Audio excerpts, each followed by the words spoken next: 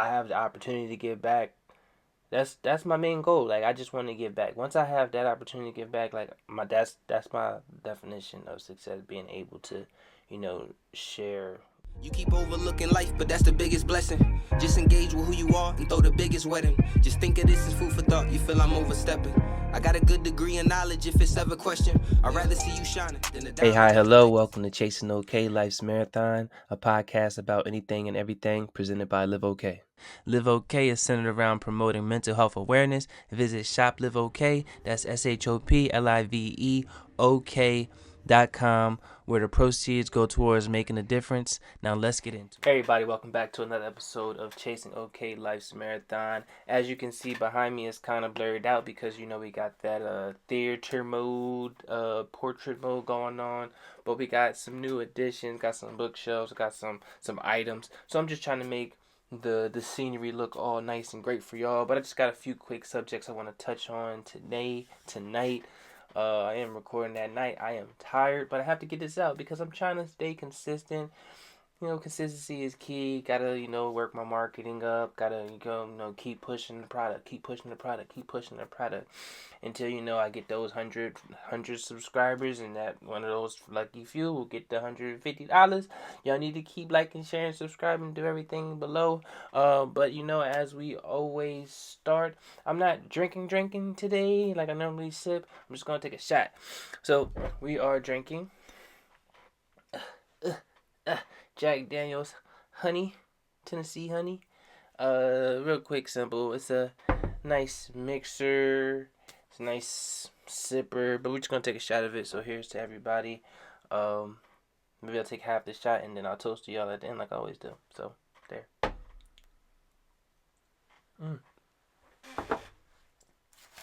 Spilled it on myself. Jack Daniel's Tennessee honey is a liqueur. I don't have a history on it.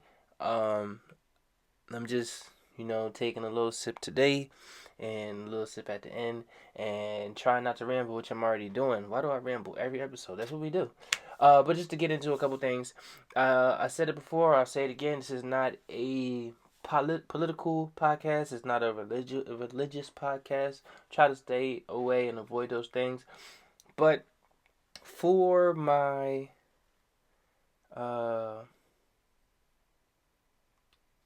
current event, as current, because it just keeps, he keeps popping up and his name keeps popping up, and he just, every time I'm on social media, even though I'm trying to fix my algorithm to just show me just like motorcycle things and babies laughing, I'm trying to fix my algorithm, but this guy keeps popping up.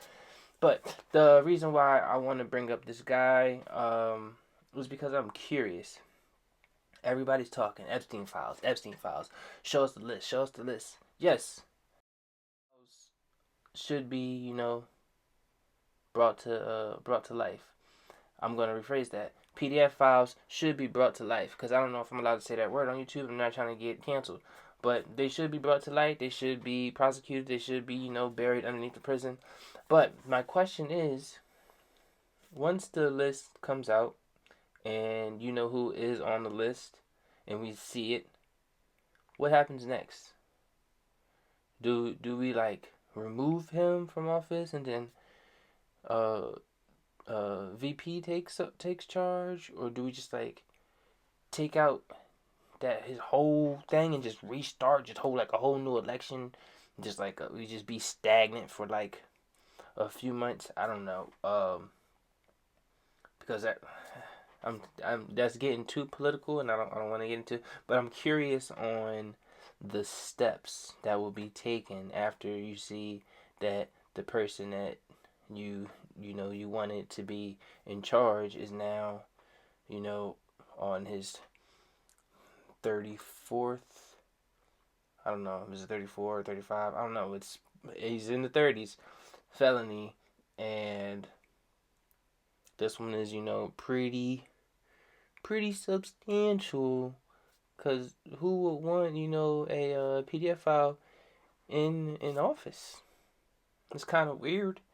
I mean, he's everything else, just, I guess, once you can be all these things, but once you hit that child predator level, that's the worst of the worst. And then so that. But my main question is, because I don't want to get too deep into it, because it's not a political show. Is what happens next?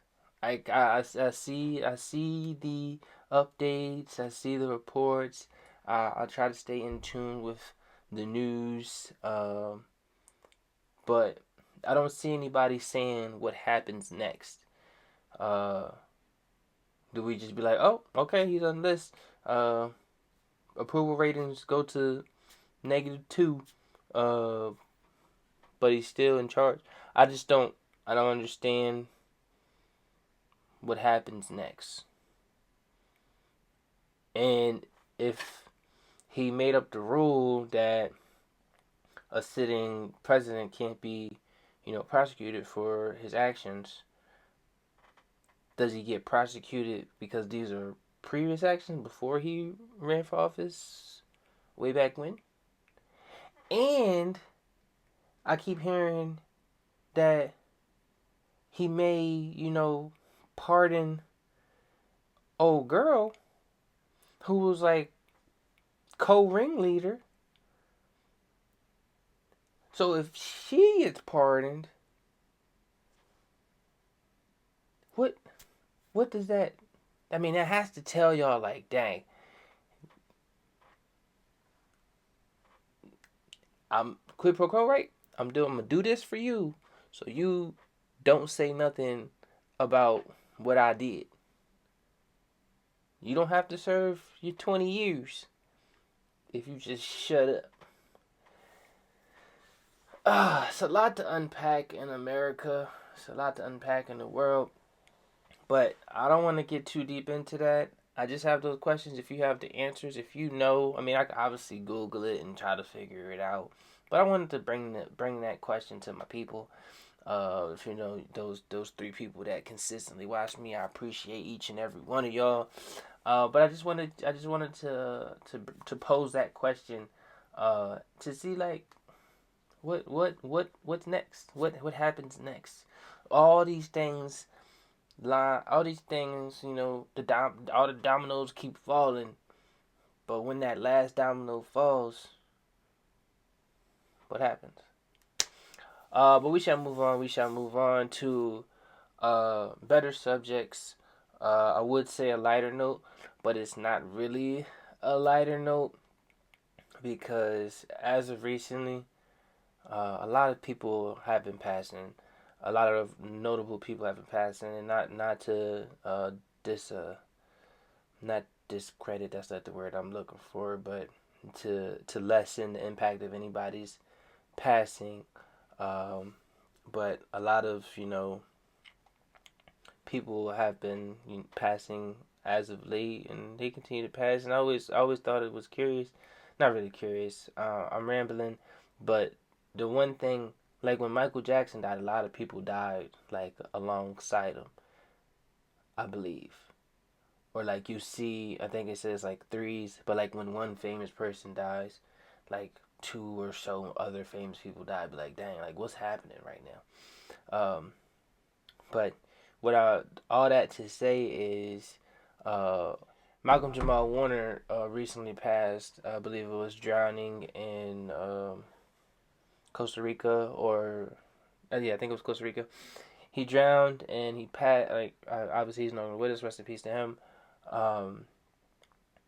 But not but that being said, I enjoy seeing child actors, become adult actors and have prominent careers. Because a lot of times you see like a child actor, either they stop acting or they fall off, drugs and such. The industry treated them poorly, and all that caught up with them. But Malcolm Jamal Warner kind of grew up with him. Not, I mean, obviously he's older, but kind of grew up with him on TV. I'm not 100% sure the time frame of the Cosby Show, but I remember watching the Cosby Show. I remember watching him as Theo. And then I'm not familiar with everything he's done since then, but when he was on The Resident, because I was really into The Resident, I was like, Theo, like, you're doing more than, just what you were doing. And that being said, like, his childhood acting, he was like upper teens, I believe, like 16 plus when he was acting. But like, now he's in his 40s, 50s, playing a doctor, and not drugged out or looking crazy, which I thought was amazing. Similar to I forgot his actual name, but Chris from Everybody Hates Chris, now playing in Abbott Elementary. It's like, dang, Chris was, we watched him grow up, and now we watch him as an adult doing great things. Uh, and that's just to name a few. Like, I love to see childhood actors, or child actors grow up to, do successful things. Even the Sprouse twins, they're doing great things. I'm not familiar with all of their work. Like, I'm not familiar with 100 people. Like, rambling. I'm not familiar with all of y'all work, but I do see that y'all are doing more than what somebody who you may have acted with is doing as a child. Um, if y'all get what I'm saying, but I just enjoy seeing people succeed, and it's not just childhood actors. It's everybody. I enjoy seeing people succeed. I don't have a hating bone in my body, and if there is one, it's like a, a envy to not to the point where it's like I wanna like I hate that you're in that. No, like it's a dang, like I see that you made it to this position. What can I do to get to your position, or even better? Like I when I see people succeeding, I just see a goal that I could set for myself. Like, dang, that guy is my age. Uh, what things in his life did he do that led to his success, or what is his drive that is leading to his success? And a lot of it's just just being determined and consistency, and sometimes luck of the draw, or you were born into the right family. um, but no matter your route or your path, um, I'm happy that people succeed in life. And if you're succeeding in life and doing well with your success, making people laugh, giving back to people, like, I love that. Like, whenever my podcast takes off, whenever LiveOK takes off, whenever the league that I should be starting in the next couple of months takes off, and I have the opportunity to give back, that's my main goal. Like, I just want to give back. Once I have that opportunity to give back, like, that's my definition of success: being able to, share everything that uh, everything that I gained and developed, that I'm able to give back. And I catch myself sometimes whenever I'm giving advice, or whenever I'm knowledgeable in a certain area and I'm teaching it to somebody. Like, I catch myself either smiling or like finding the joy in teaching somebody something that that I'm helping them. Um, like if it's like my brother or something asking how the process of financing a car, and I just walk them step by step, and I'm like, yo, you my older brother, but I know exactly what to do, and you came to me for that. Like, that brings me joy. Like, being able to help and educate and give back, and it doesn't have to be giving money, or um it's just it's being helpful. And I hope everybody strives to be helpful at some point in time in their life. It's not hard. It doesn't cost anything. Um, I try to hold the door. That's that's being helpful.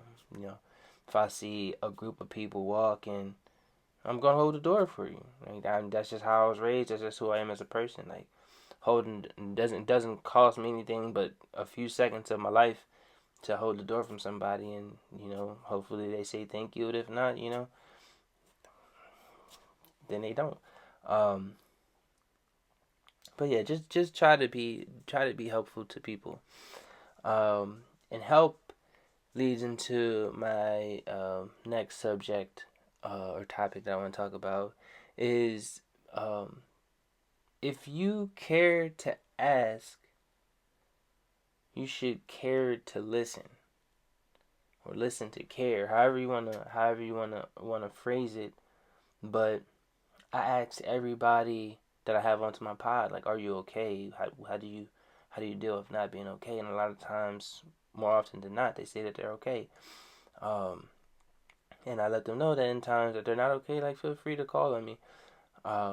And I hope that I am, helpful enough in that time that they're needed, that I can, listen to what they're going through and give positive uh, feedback on, how to do better, on how to get past it, or even just lending the ear, not having to give advice at all. When you ask somebody like, "Hey, how are you doing?" I know sometimes it's just like a "Hey, like, what's up?" like type greeting.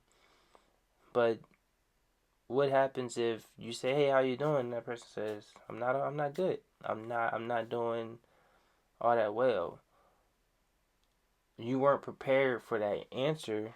9 times out of 10, most of the time when you ask that, you be like, "Yeah, I'm good." You expect it. "Yeah, I'm good. How about yourself?" And I'm good. You exchange pleasantries, but are you prepared to listen when they're not okay? When they're not doing all that great? Because people fall on tough times, and probably more so than they have in the past. Um, So I think if you care to ask, you should care to listen, and not just hear them talk or listen to them talk, or but actually understand and hear them. Um, 'Cause not everybody feels confident enough to be that open. So when somebody opens up, I hope that you you allow yourself to be open with them, and understanding, and and be helpful, uh, or find the help that they may need, or use their story to to make yourself better. I'm rambling, and I hope y'all understand what I'm trying to say. Try to listen. Try to be more, if that makes sense. And it's okay to ask for help. It's hard to ask for help a lot of times. Um, and make sure you're checking on your friends. Checking on your strong friends that need it the most. Checking on the people that say that they're okay all the time, or checking on the friends that checking on you. Checking on your family. Checking on your brothers, sisters, cousins. Checking on your parents. But hey, mom, you doing okay? Hey, dad, you doing okay? And I want to emphasize checking in on your parents, because all your life they had to make sure you were great, make sure you were okay, make sure all your wounds were healing, make sure you were fed. But when's the last time that you would say, "Hey, mom, how you doing? Is everything all right? Like, you need help with anything? Can I help you with anything? Like, anything on your mind you want to talk about?" Like, you're if though for those that are adults listening now, like, you're an adult. Like, be an adult to your parent. be like be a friend to your parents. And I'm blessed to say that I still have both my parents, and I love both of them to death. I just saw my dad 2 weekends ago, and that was like the first time I like physically saw him, and shoot, probably maybe a year, maybe less than a year. I don't think it was that long, but just cherish cherish the people that you still have, and by cherishing, I just want you to check on them. Just check on them. Say hey, give them a call. Because not everybody still has their mom. Not everybody still has their dad. Not everybody still has their grandparents. And some people still have great grandparents. I guess it's great to enjoy the moments that you still have with your people. So I just want you to take the time out to admire your people, cherish your people, and make sure that your people are okay, especially your parents, and your family. Anybody that's cared for you, anybody you've cared for, just check on them. I don't want this to be too long, but I do want to touch on one thing. I know we touched on the Orange Man. We touched on child actors. Oh, pause. We've conversed about child actors and their success. We've had a little discussion about cherishing your people. I do want to ask this question, and I'll probably ask it again down the line. But why is it man versus woman? And I'm not throwing any other genders in there. This is strictly, why is it man versus woman? Men need women. Women need men. If a man wants a woman and that woman doesn't want you, that's okay. If a woman wants a man and that man doesn't want you, that's okay. Not everybody's meant to be with the first person they see. If that was the case, I'd be married. Half the people, everybody would be married. And if your marriage not for you, everybody would have kids. And if kids are for you, everybody would be with somebody that they was like, dang, I want that person, I want to be with them. But that's not how life works. You can see somebody and be like, I want that person. You can approach that person, be like, hey, I think you're gorgeous. Can I have your number? Can we talk? And if they say no, it is okay. Some people want to be rude about it. Because the worst thing they can say is no is not always no. It can be a hell no. You ugly something, something, something. But hopefully you can just be like no, or maybe they'll put it with a no thank you. I'm not interested, or I have a significant other. And you can leave it at that. You don't gotta be like, if they say no, you be like, you call the person out their name. Cause if you call them like an ugly something, obviously they're not that, because you approached them, so you obviously thought they were attractive. So you just in your feelings, get out your feelings, and continue to live your life, because you may strike out 9,999 times, but that next one person might be the one person that was meant to say yes to you, that is gonna ride or die for you, that's gonna have your kids, that's gonna marry you, that's gonna wipe your butt when you get too older, when you get too old and you can't do it for yourself, or something tragic happened, they gonna push your wheelchair. You never know. But the one person, I'm rambling again, man. This is what I do. So I'm a rambler. I'm gonna change the podcast to Chasing Rambling, or Rambling OK, because that's what I do when I'm going on tangents. But the moral of the story is, it's not men versus women. Women have a place in this world. Men have a place in this world. Men need women. Women need men. And if a woman wants a woman, perfectly fine. If a man wants a man, perfectly fine. I'm not arguing that.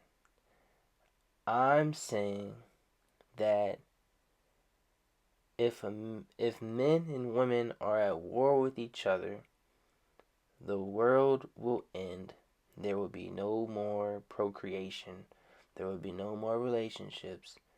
There will just be bones and creatures making other creatures, animals and stuff. So I understand social media, news, the manosphere, incels, and all those type of labels and peoples and environments push a narrative. But at the end of the day, we all need each other to be better. I hope that y'all will be better.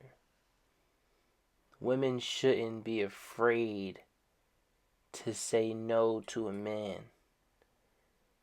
And men shouldn't be afraid to be rejected. It's okay. The world is not going to end. Life goes on. And if you're a religious person, God has something better in store for you. If you're not a religious person, whatever faith or anything that you believe in, if you believe in science, your path is being made, and you're just not converging with the right person. I'm tired.